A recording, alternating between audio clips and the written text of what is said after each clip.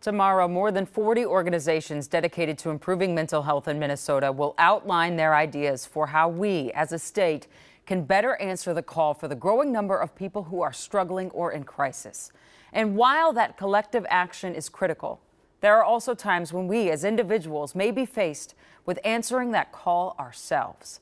That's the kind of story that Kent is here to share tonight. It involves two Ramsey County prosecutors who chose to step in and intervene even when it took them away from their jobs. Yeah, that's right, Jana. In fact, if prosecutor Jennifer Verdeja hadn't stopped working in order to speak up about a man who appeared to be in crisis, her coworker, Hao Wing, would have likely never been able to stop what he was doing and step in. A quick warning on that. The story you're about to hear him share may be distressing.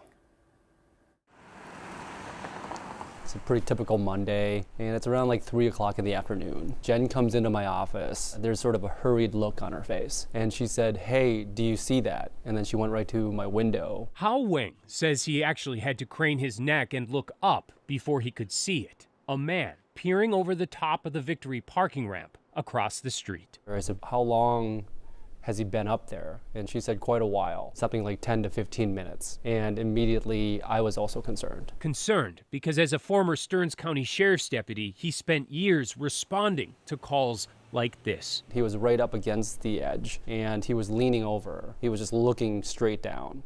And it just didn't look right. And it certainly didn't feel right. At that moment, what's going through your mind? I thought really every minute and second mattered. So I told her right away, "Yes, please call 911. And I said, "I'm going over there." As he exited the parking ramp elevator 8 stories up, the man, standing on a small snowbank less than 50 feet away, began to come into focus. I noticed that he's an Asian male. He's around my age, a little bit bigger than me actually, and he's peering right over the edge. And I say, "Hey, how are you doing?" And he kind of looks at me, but he doesn't move. He just turns his head. And I said, "What are you doing?" And he said, I'm doing math calculations."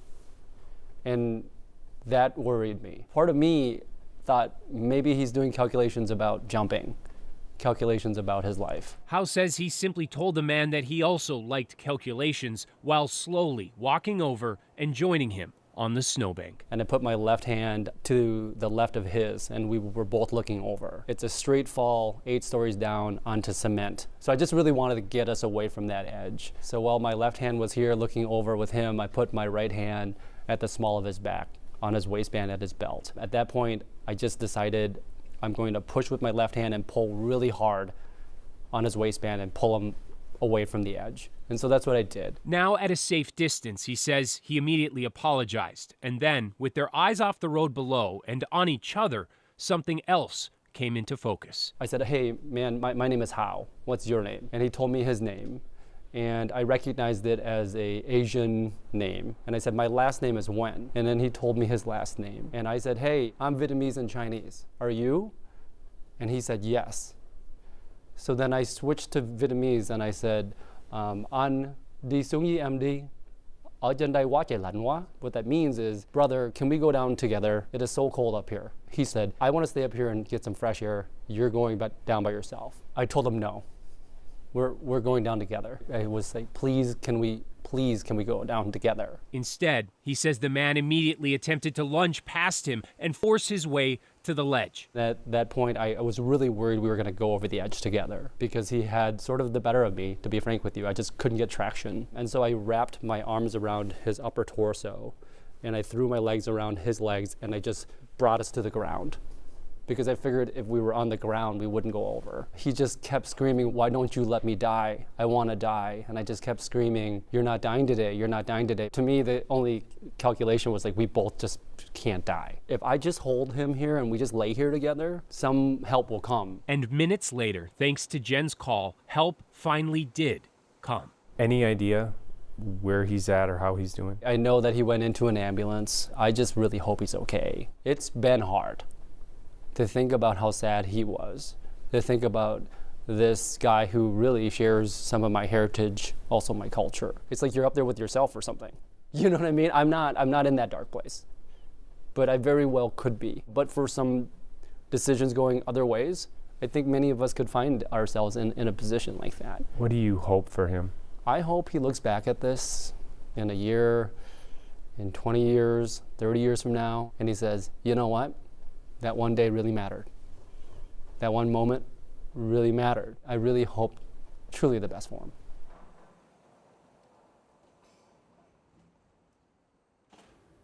Howe says he also hopes that by sharing this story, it will help anyone who is currently struggling or in crisis to seek help before it's too late. The easiest way to do that is by calling the Suicide Lifeline at 988.